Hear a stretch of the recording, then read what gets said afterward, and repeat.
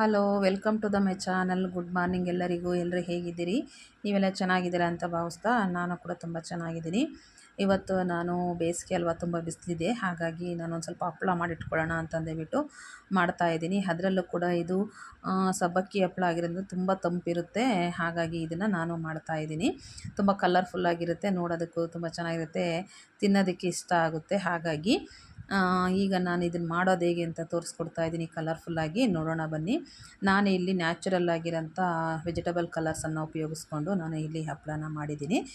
ಹಂಗಾಗಿ ಯಾವುದೇ ಒಂದು ಆರೋಗ್ಯಕ್ಕೆ ತೊಂದರೆ ಆಗೋದಿಲ್ಲ.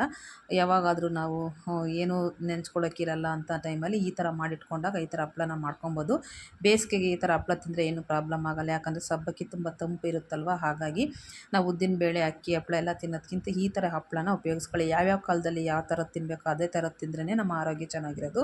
ಹಾಗಾಗಿ ಬನ್ನಿ ಇದನ್ನು ಮಾಡೋದು ಹೇಗೆ ಅಂತ ನೋಡೋಣ. ಈಗ ನಾನು ಸಬ್ಬಕ್ಕಿ ನೆನೆಹಾಕಿದ್ದೆ, ಒಂದು 4 ಬೌಲಷ್ಟು ಸಬ್ಬಕ್ಕಿ ನೆನೆಹಾಕಿದ್ದೆ. ಇದರಲ್ಲಿ ನಾನು ಸ್ವಲ್ಪ ಜ್ಯೂಸ್ಗೂ ತೊಗೊಂಡಿದ್ದೆ, 1-2 ಸ್ಪೂನಷ್ಟು. ಉಳಿದಿರೋ ಅಂಥದ್ದನ್ನು ನಾನು ಈ ರೆಸಿಪಿಗೆ ಅಂತಲೇ ಒಂದೇ ಸಲ 2ಕ್ಕೂ ನೆನೆಹಾಕಿದ್ದೆ.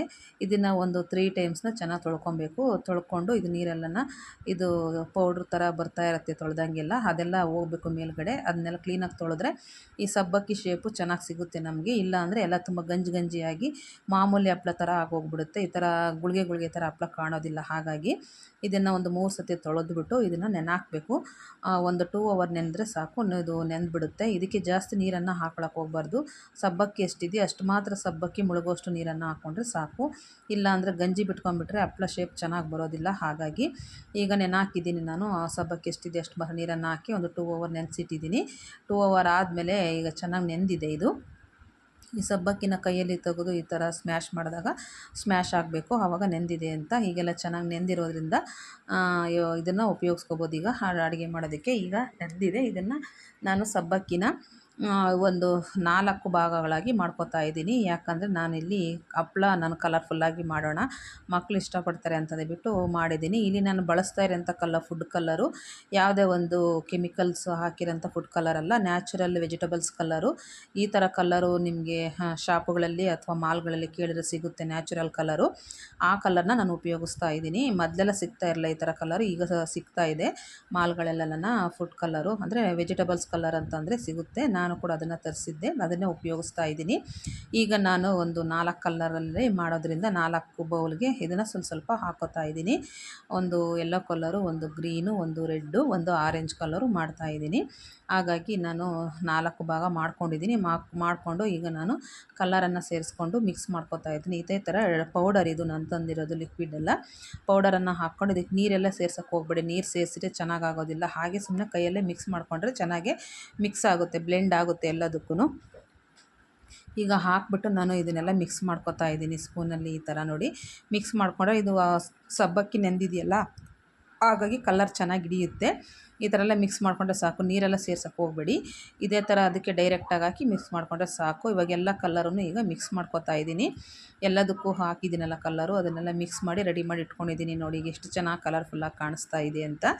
ಈಗ ನಾನು ಇದಕ್ಕೆ ಇಡ್ಲಿ ಸ್ಟ್ಯಾಂಡಿಗೆ ಒಂದು ಸ್ವಲ್ಪ ಎಣ್ಣೆನ ಸವರ್ಬಿಟ್ಟು ಅದಕ್ಕೆ ಹಾಕಿ ಸ್ಪ್ರೆಡ್ ಮಾಡಿ ಇದನ್ನು ಇಡ್ಲಿ ಥರ ಬೇಯಿಸ್ತಾ ಇದ್ದೀನಿ. ನಾನು ಸ್ವಲ್ಪ ಹಪ್ಪಳ ದೊಡ್ಡದಾಗಿದ್ದರೆ ಚೆನ್ನಾಗಿರುತ್ತೆ ಅಂತ ನಾನು ತಟ್ಟೆ ಇಡ್ಲಿ ಸ್ಟ್ಯಾಂಡ್ನಲ್ಲಿ ಮಾಡ್ತಾಯಿದ್ದೀನಿ. ನಿಮಗೆ ಚಿಕ್ಕದಾಗಿ ಏನಾದರೂ ಬೇಕು ಅಂತಂದರೆ ದುಂಡು ಇಡ್ಲಿ ಸ್ಟ್ಯಾಂಡ್ ಇರುತ್ತಲ್ಲ, ಅದರಲ್ಲಿ ಸಹ ಮಾಡ್ಕೊಬೋದು. ನಾನೊಂದು ಸರಿ ಮೊದಲು ದುಂಡು ಇಡ್ಲಿ ಸ್ಟ್ಯಾಂಡಲ್ಲೇ ಮಾಡಿದ್ದೆ, ಚಿಕ್ಕದಾಗಿ ಬಂದಿತ್ತು. ಈ ಸತಿ ಸ್ವಲ್ಪ ದೊಡ್ಡದಾಗಿರಲಿ ಹಪ್ಪಳ ಚೆನ್ನಾಗಿರುತ್ತೆ ಅಂತ ಹೇಳ್ಬಿಟ್ಟು ನಾನು ತಟ್ಟೆ ಸ್ಟ್ಯಾಂಡಿಗೆ ಹಾಕ್ಕೋತಾ ಇದ್ದೀನಿ. ನಿಮಗೆ ಯಾವ್ದು ಇಷ್ಟನೋ ಅದರಲ್ಲಿ ನೀವು ಮಾಡ್ಕೊಳ್ಳಿ. ಇಡ್ಲಿ ಚಿಕ್ಕದು ದುಂಡು ಇಡ್ಲಿ ಸ್ಟ್ಯಾಂಡಲ್ಲಾದರೂ ಮಾಡ್ಕೊಳ್ಳಿ, ಈ ಥರ ತಟ್ಟೆ ಸ್ಟ್ಯಾಂಡಲ್ಲಾದರೂ ಮಾಡ್ಕೊಳ್ಳಿ. ಇಲ್ಲ ಯಾವುದೂ ಇಲ್ಲ ಅಂತಂದರೆ ಬಳೆ ಇರುತ್ತಲ್ವ, ಒಂದು ಹೊಸ ಬಳೆ ತೊಗೊಂಡ್ಬಿಟ್ಟು ಬಳೆ ಶೇಪ್ನ ಇಟ್ಬಿಟ್ಟು ಅದರಲ್ಲಿ ಹಾಕಿ ಬೇಯಿಸ್ಕೊಂಡ್ರೂ ಅದು ಚೆನ್ನಾಗೇ ಬರುತ್ತೆ ರವಂಡಿಗೆ. ನಿಮ್ಗೆ ಯಾವಾಗ ಬೇಕೋ ಹಾಗೆ ಮಾಡ್ಕೊಳ್ಳಿ. ನೋಡಿ ನಾನು ಈ ಥರ ಎಲ್ಲ ತಟ್ಟೆಗೆ ಎಣ್ಣೆ ಸವರ್ಬಿಟ್ಟು ಸ್ಪ್ರೆಡ್ ಮಾಡ್ಕೊಂಡಿದ್ದೀನಿ. ಚೆನ್ನಾಗಿ ಸ್ಪ್ರೆಡ್ ಮಾಡಿಕೊಂಡು ಸ್ಟ್ಯಾಂಡಿಗೆ ಹಾಕ್ಕೊಂಡು ಈಗ ನಾನು ನೀರು ಕಾಯೋದಕ್ಕಿಟ್ಟಿದ್ದೆ ಕುಕ್ಕರಲ್ಲಿ. ಈಗ ಇದನ್ನು ಒಂದು 5 ನಿಮಿಷ 6 ನಿಮಿಷ ಬೇಯಿಸ್ಕೊಂಡ್ರೆ ಸಾಕು. ಇಡ್ಲಿ ಥರ 10-15 ನಿಮಿಷ ಬೇಯಿಸೋ ಅವಶ್ಯಕತೆ ಇಲ್ಲ. ನೆಂದಿರೋದ್ರಿಂದ ಬೇಗ ಬೆಂದೋಗ್ಬಿಡುತ್ತೆ ಸಬ್ಬಕ್ಕಿ. ಸಬ್ಬಕ್ಕಿ ಸ್ಮೂತ್ ಇರುತ್ತೆ, ಹಾಗಾಗಿ ಬೇಗ ಬೆಂದ್ಬಿಡುತ್ತೆ.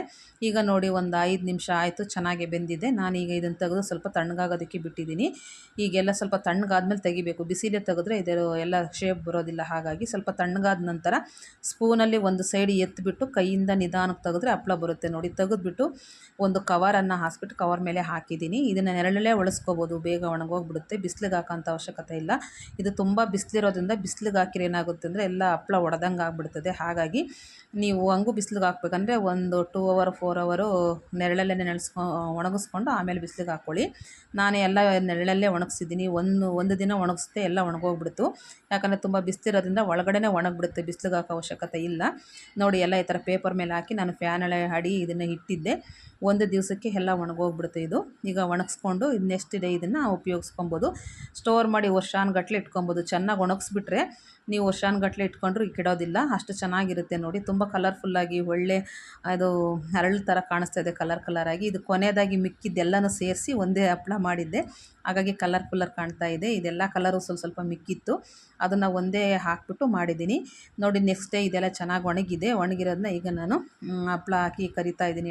ಎಣ್ಣೆ ಚೆನ್ನಾಗಿ ಕಾಯಿಸ್ಕೊಬೇಕು. ಫಸ್ಟು ಎಣ್ಣೆ ಚೆನ್ನಾಗಿ ಕಾಯಿಸ್ಕೊಂಡು ಆಮೇಲೆ ಮೀಡಿಯಮ್ ಉರಿ ಇಟ್ಕೊಂಡ್ಬಿಟ್ಟು ಹಪ್ಪಳನ ಹಾಕಿದರೆ ಚೆನ್ನಾಗಿ ಬರುತ್ತೆ, ಸಿಯೋದಿಲ್ಲ, ಆಮೇಲೆ ಈ ಕಡೆ ಇದೂ ಆಗೋದಿಲ್ಲ. ಚೆನ್ನಾಗಿ ನೋಡಿ ಎಷ್ಟು ದೊಡ್ಡದಾಗಿ ಬರ್ತಾಯಿದೆ. ನಾನು ಇಷ್ಟು ದೊಡ್ಡದಾಗೆ ಮಾಡಬೇಕಂತಲೇ ದೊಡ್ಡದಾಗಿ ಮಾಡಿದೆ. ತುಂಬ ಚೆನ್ನಾಗಿತ್ತು ದೊಡ್ಡ ಹಪ್ಪಳ ಆದರೆ ಅಂತ. ಈಗ ಎಣ್ಣೆಗೆ ಹಾಕಿ ಈ ಥರ ಕರ್ಕೊಂಬಿಟ್ರೆ ನಾವು ಊಟದ ಜೊತೆ ನೆನೆಸ್ಕೊಂಡು ತಿನ್ಬೋದು, ಸಂಜೆ ಟೀ ಟೈಮಲ್ಲೂ ತಿನ್ಬೋದು. ತುಂಬ ಚೆನ್ನಾಗಿರುತ್ತೆ. ಮಕ್ಕಳಂತೂ ತುಂಬ ಇಷ್ಟಪಟ್ಟು ತಿಂತಾರೆ ಈ ಥರ ಹಪ್ಪಳನ. ಮಾಮೂಲಿ ಹಪ್ಪಳ ಅವೆಲ್ಲ ತಿನ್ನೋದಕ್ಕಿಂತಲೂ ಉದ್ದಿನಬೇಳೆ ಹಪ್ಪಳ ಎಲ್ಲ ಎದೆ ಊರಿಗೆ ಬರ್ತದೆ, ಗ್ಯಾಸ್ಟ್ರಿಕ್ ಆಗುತ್ತೆ. ಅಕ್ಕಿ ಹಪ್ಪಳನೂ ಅಷ್ಟೇ. ಈ ಥರ ಸಬ್ಬಕ್ಕಿ ಹಪ್ಪಳ ಮಾಡೋದ್ರಿಂದ ಇದು ತಂಪಿರುತ್ತೆ ಸಬ್ಬಕ್ಕಿ, ಹಾಗಾಗಿ ಬಿಸಿಲಲ್ಲಿ ತಿಂದರೂ ಸಹ ಏನೂ ಆಗೋದಿಲ್ಲ. ಯಾಕಂದರೆ ನಮ್ಮ ಮನೆಯಲ್ಲೇ ಒಳ್ಳೆ ಅಡುಗೆ ಎಣ್ಣೆನೇ ಬಳಸಿರ್ತೀವಲ್ವ, ಹಾಗಾಗಿ ಆರಾಮ್ಸೆ ತಿನ್ಬೋದು 1-2 ಹಪ್ಪಳ. ನಾನು ದೊಡ್ಡದಾಗೆ ಮಾಡ್ಕೊಂಡಿದ್ದೀನಿ. ಈಗ ನಾನು ಊಟಕ್ಕೆ ಸಂಜೆ ಇದನ್ನು ಡೀಪ್ ಫ್ರೈ ಮಾಡ್ಕೊಂಡಿದ್ದೆ. ತುಂಬ ಚೆನ್ನಾಗಿ ಬಂದಿತ್ತು, ಬಾಯಲ್ಲಿಟ್ಟರೆ ಕರಗೋ ಥರ ಇತ್ತು. ನೀವು ಸಹ ಈ ಥರ ನಿಮಗೇನಾದರೂ ಹಪ್ಪಳ ಬೇಕು ಅಂದರೆ ನೀವು ಮನೇಲಿ ಈ ಥರ ಟ್ರೈ ಮಾಡಿ ನೋಡಿ, ತುಂಬ ಚೆನ್ನಾಗಿ ಬರುತ್ತೆ. ನೀವು ಮಾಡಿ ಬೇಕಾದ್ರೆ 1 ವರ್ಷ ಇದನ್ನು ಇಟ್ಕೊಬೋದು, ಸ್ಟೋರ್ ಮಾಡಿ ಇಟ್ಕೊಬೋದು. ಯಾವಾಗ ಬೇಕೋ ಆವಾಗ ಮಾಡ್ಕೊಬೋದು ಇದನ್ನು. ಅಂದರೆ ಚೆನ್ನಾಗಿ ಒಣಗಿಸಿಟ್ಕೊಂಡ್ರೆ ಮಾತ್ರ 1 ವರ್ಷದವರೆಗೂ ಇರುತ್ತೆ. ನಾನು ಈಗ ಸ್ವಲ್ಪ ಮಾಡಿಟ್ಕೊಂಡಿದ್ದೆ ನೋಡಿ, ಈಗ ತುಂಬ ಚೆನ್ನಾಗಾಗಿದೆ. ಈಗ ಈ ಥರ ನಿಮಗೇನಾದರೂ ಬೇಕು ಅಂದರೆ ವಿಡಿಯೋ ನೋಡಿ ನೀವು ಒಂದ್ಸರಿ ಟ್ರೈ ಮಾಡಿ ನೋಡಿ, ಹೇಗೆ ಬಂತು ಅಂತ ನನಗೆ ಕಾಮೆಂಟ್ ಬಾಕ್ಸಲ್ಲಿ ತಿಳಿಸಿ. ಹಾಗೆಯೇ ಫ್ರೆಂಡ್ಸ್ ಆ್ಯಂಡ್ ರಿಲೇಟಿವ್ಸ್ಗೆ ವಿಡಿಯೋನ ಶೇರ್ ಮಾಡಿ.